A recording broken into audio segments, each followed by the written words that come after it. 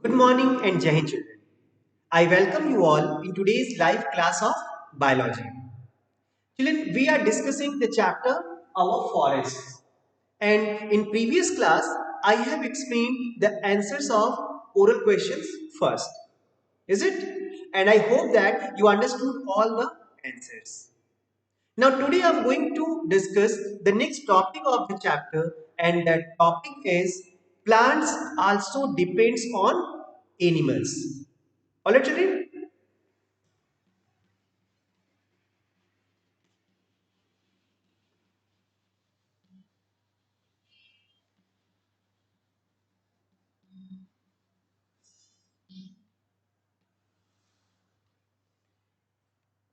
As we already have explained that the animals depends on plant for different things like to obtain food, to obtain the wood, to obtain the different kind of medicines. Alright. Just like that, the plants also depends on animals. So we can say that not only the plants help animals in their survival, but yes, animals living in the forest also helps the plants of the forest to grow. Okay, just like that, the some animals such as the butterflies, honeybees, hummingbirds, bat and the moth, they help flowers in pollination. Okay, so this is one of the way on which the plants depend on animals.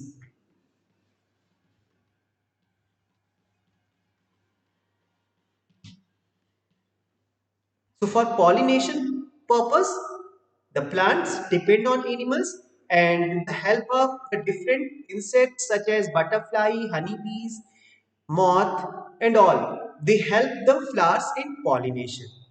Children, remember that the process of pollination, it is the transferring of pollen grains from anther to stigma of the flower. Alright, and because of this pollination process, what happens? Yes, the formation of seed takes place and the seeds get germinate and again give rise the new plant. So this process of pollination get affected if animals will not be there. Alright. And without pollination, the flowering plants cannot form the seeds and the overall the process of reproduction gets affected or gets stopped. So no reproduction can take place without pollination process. So this is one of the way in which the plants depends on animal. Now the second way is there. The animals also help in dispersal of seeds. Alright, so you can see that in dispersal of seeds, animals also help the plants because the several seeds of fruits have hairs or spines on them and they stick to the animal's skin or fur and they carry to long distances. Alright, children, and this movement of the seeds from one place to another place is known as dispersal of seeds. So this dispersal of seed, which is one of the important function by which the seed will get more chances to germinate and survive. Alright, the animals help them to disperse from one place to another place. Okay, now the third way is there. The animals help the plants by, yes, by the animal excreta and their dead bodies.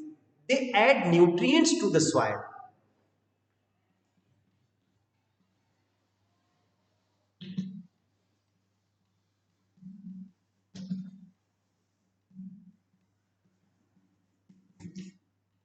So this is the third way by which animals add nutrients to the soil from their excreta and after the death, their dead bodies, They also supply certain nutrients to the soil, and they act as a manure and provide minerals for plant growths.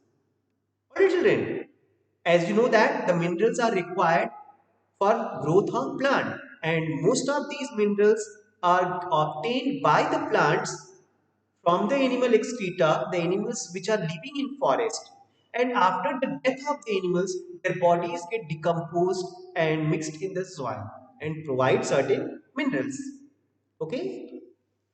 The living organisms that make up the biotic components of an environment, they can be divided into three groups, children. So you must have to know about the biotic components of the environment. Children, our environment can be divided into two groups on the basis of their type of component.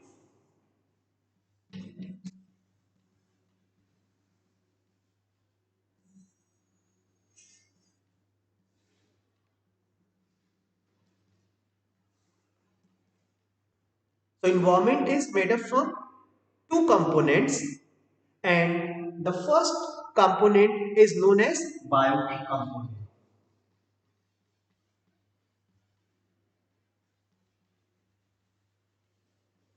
and the second component is abiotic component.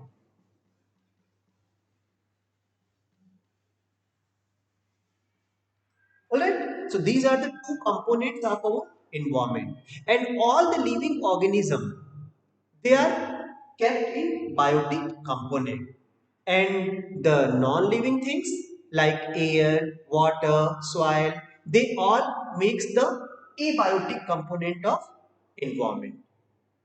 Alright. Now again the biotic component can be divided into three groups. Okay, on the basis of how they obtain their food. The different living organisms which are present in biotic component of environment, on the basis of or depending on how they obtain their food, can be divided into three groups, and these three groups are: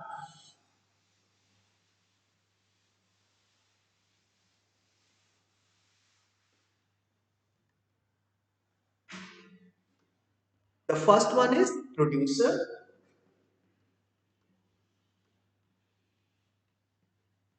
second one is consumers, and the third group of biotic component is decomposers.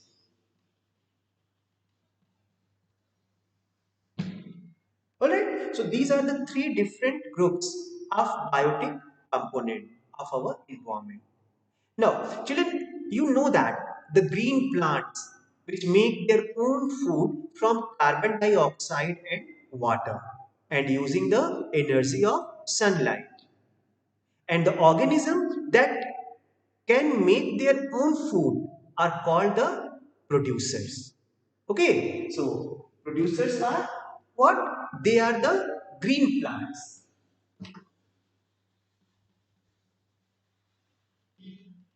Alright, so you can say that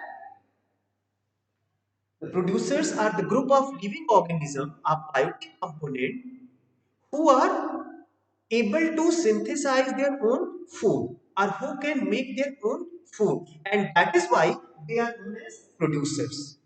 And all the green plants will come under this group because all the green plants can make their own food by photosynthesis, in which the carbon dioxide and water is used along with the energy of sunlight.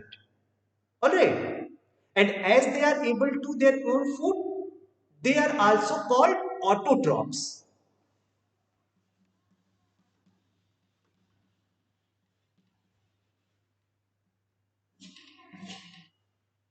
Okay, so all the producers are also called the autotrophs because they can make their own food. Now, children, the autotroph word, it is made up from two words. Auto means self, and crop, which means yes, food. Okay, that is why the producers are known as autocrops. They can make their food by themselves. Alright. Now, some organisms which depend directly or indirectly on the food prepared by plants. So, they are called consumers. Okay, children? So, consumers are what? They are the organisms who depend directly or indirectly on the food which are prepared by the producers or by the plants, and that is why they are known as consumers. And as they are not able to make their own food, they are also known as heterotrophs.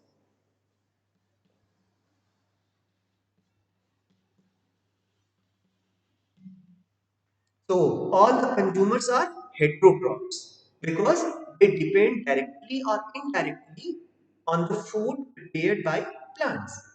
So all animals, including human beings, are the consumers.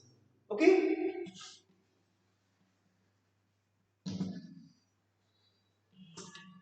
All animals will kept in this group because they are not able to make their own food.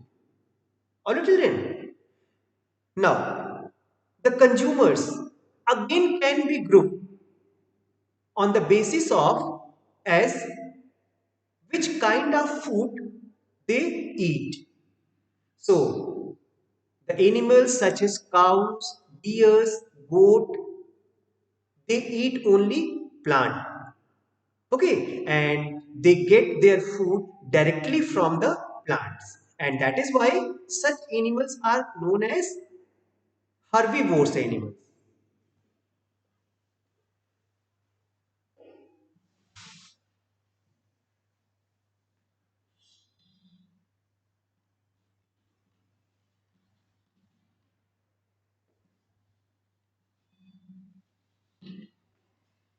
They are known as herbivores, or they are also known as primary consumers.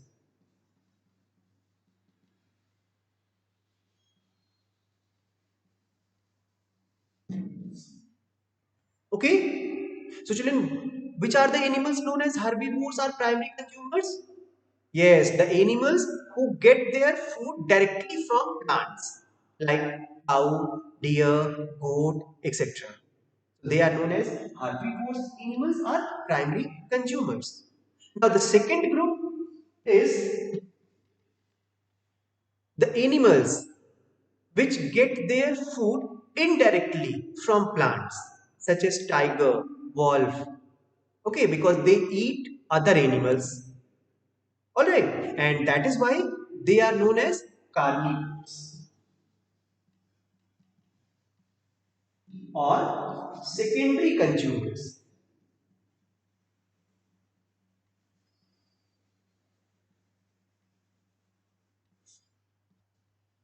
Okay, so the first group is herbivore, the animals who get their food directly from plants, and the second group is carnivore, the animal who get their food indirectly from plants, and that is why they are known as primary consumers and they are known as secondary consumers. Alright, children. Now, one more group is there. Children, the humans, we are omnivores because they consume both plants and animals. And the bear and the crows, they are also comes in the category of carnivores. So the next category is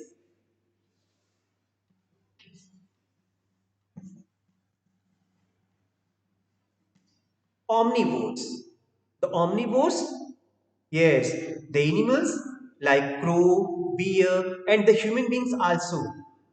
They consume the plant and animal both as their food. That is why they are known as omnivores. Alright, children. Now, except these three, some animals help us in keeping our environment clean and they consume dead animals and dispose of, and that is why they are called scavengers, like crows, jackals, hyenas, and vultures. They all are scavengers because they consume the dead animals and dispose them off. Understood? So one more group is there in consumers, that is scavengers.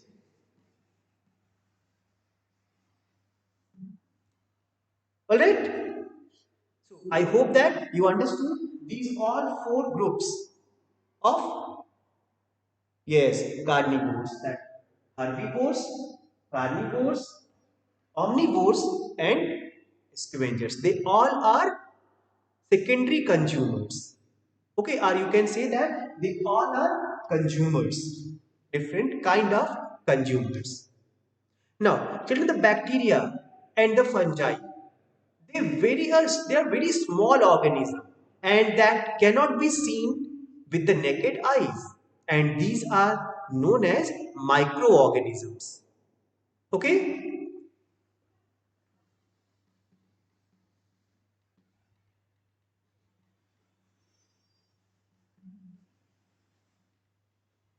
So these small organisms, which are, yes, very small and cannot be seen with naked eyes, are known as microorganisms, and they are consumers because, yes, they feed mainly on the dead remains of plants and animals, and that is why they are called decomposers.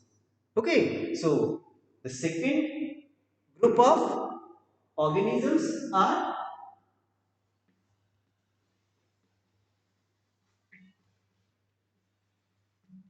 decomposers. Decomposers are those organisms, mainly the microorganisms like bacteria and fungi, who, yes, decompose the dead remains of plants and animals. And that is why they are termed as decomposers.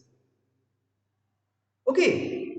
And the nutrients that producers, which is green plants, absorb from the soil are passed on to all the consumers.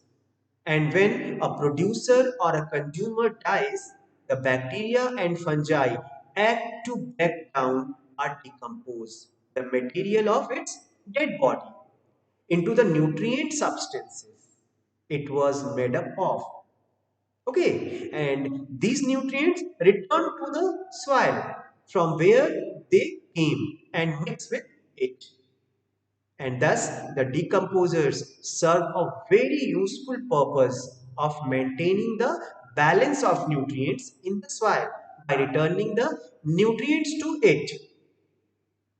Okay, and in this way, the nature recycles the nutrient that have been taken from the soil.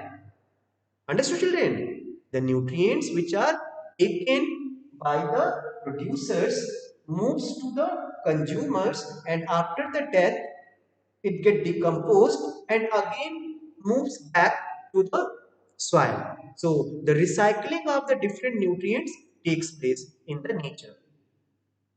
Okay, and this is very important since the total amount of these nutrients does not change.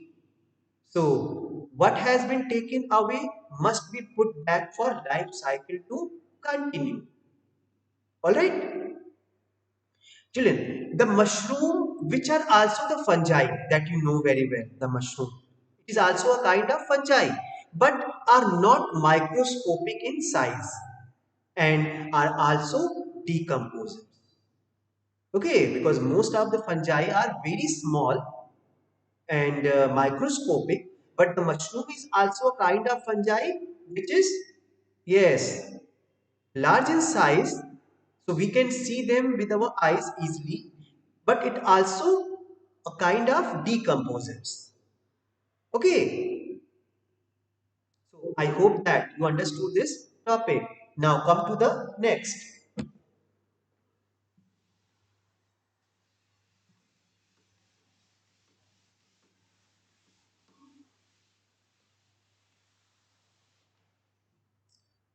Children, the next topic, which is a very important part of the chapter, that is food chain.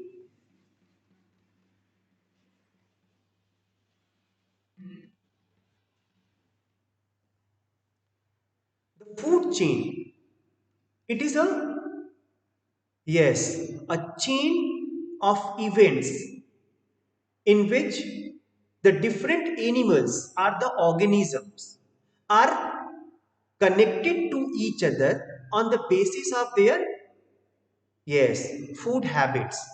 So children, remember that a grasshopper which eats a green plants, a frog that eats the grasshopper, and the frog is eaten by a snake, and the snake is eaten by an eagle. So these all animals forms a chain on the basis of their food habits, and this is known as food chain. Okay, so you can say that the chain of events which mentioned here is just one example of many food chains which is existing in nature. Okay, as one of the example I have given in which a grasshopper who eats green plants,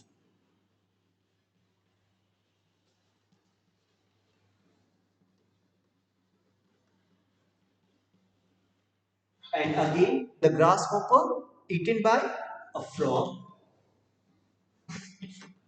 Frog is then eaten by a snake, and snake is eaten by an. So this is one of the example of food chain, and just like that we have many food chains which exist in nature. Get it? So simply you can say that who eat what in the environment makes up a food chain. Alright. Who eats what means which organism is going to eat the another organism. And this makes a food chain. And the different levels in a food chains are called the trophic levels.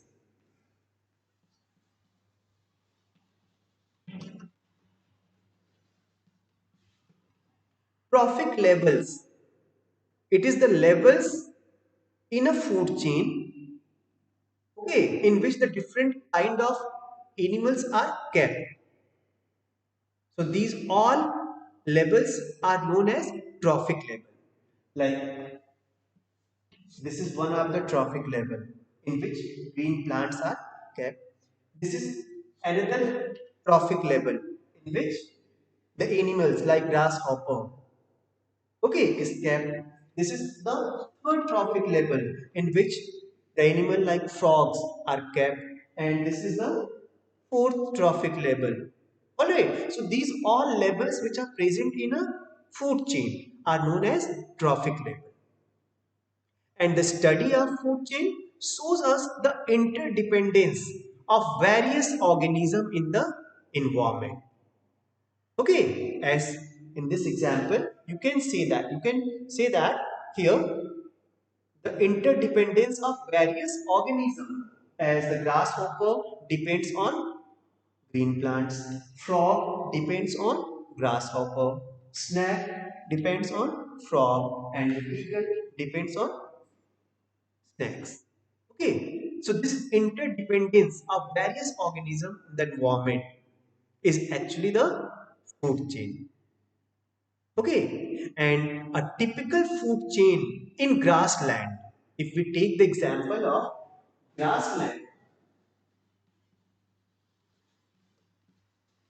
so the food chain of this grassland consists of grass, which is eaten by deer, and the deer eaten by lion. Okay, so this is a typical food chain in grassland in which three trophic level is there. This is the first trophic level in which grasses are kept. Second trophic level, deer, that is the herbivorous animal, and the third trophic level in which lion, that is the, yes, they are the consumers, but they are the primary consumers and they are the secondary consumers. They are the herbivores and they are carnivores. Okay, understood this example? Now one more example is there. A typical food chain of a pond. It consists of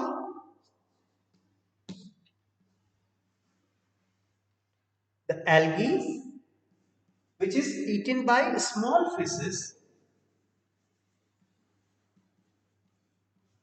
and again the small fish is eaten by large fish. Okay, so this is the typical food chain of a pond in which the algae, which act as a producer, is eaten by the small fishes and the small fishes eaten by the large fishes. So you can say that there are three trophic levels found in the pond, food chain of pond. First trophic level, algae, which is producer. Second trophic level, small fish, which is herbivores are primary consumer. And the third trophic level is the large fish, that is secondary consumer, are carnivores.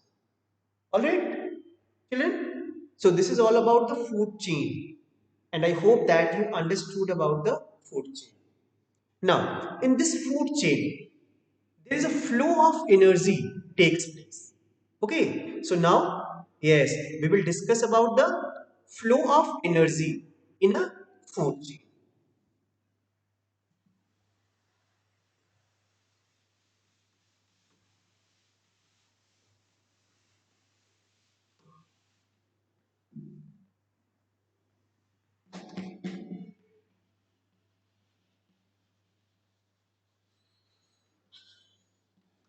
Flow of energy in a food chain.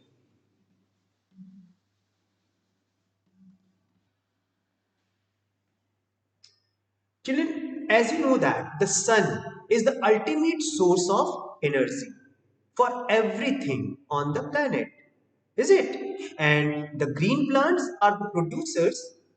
They are able to, yes, harness the energy of the sun to make food. And in a food chain, the energy from plants, that is producer, is passed on from one organism to another. Alright, and from producer, the energy goes to the primary consumer, which is herbivores, and is then passed to the secondary consumer, which is carnivores. Alright, and thus the producers are always at the beginning of the food chain, and the role of decomposers comes when plants and animals die. Alright, so we can show this flow of energy with the help of this flow chart as the sun, which is the ultimate source of energy and used as an energy source.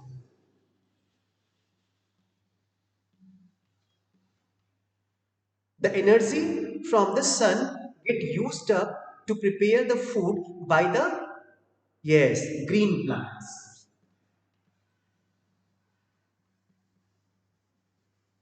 And these green plants are called producers. Again, this energy, when these green plants eaten by the consumers, that is primary consumer, so transferred in the, yes, primary consumer, which is grasshoppers.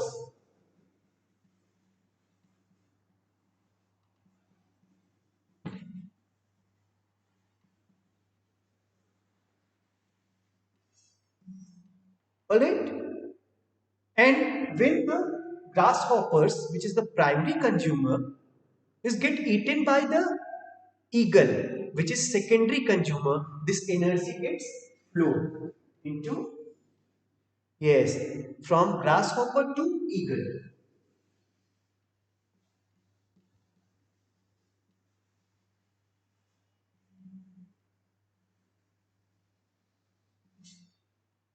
Alright, and after the death,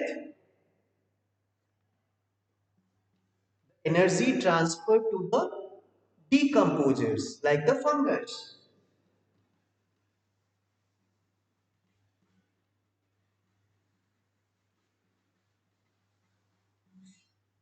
Okay, so the energy is going to transfer in this way, and also when the green plants are the producers, they get died.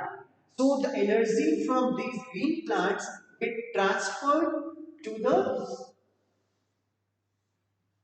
decomposers, and after the death of the grasshoppers, the energy transferred to the decomposers, and after the death of the secondary consumers, the energy transferred to the decomposers. All right. So this is the flow of energy in a food chain.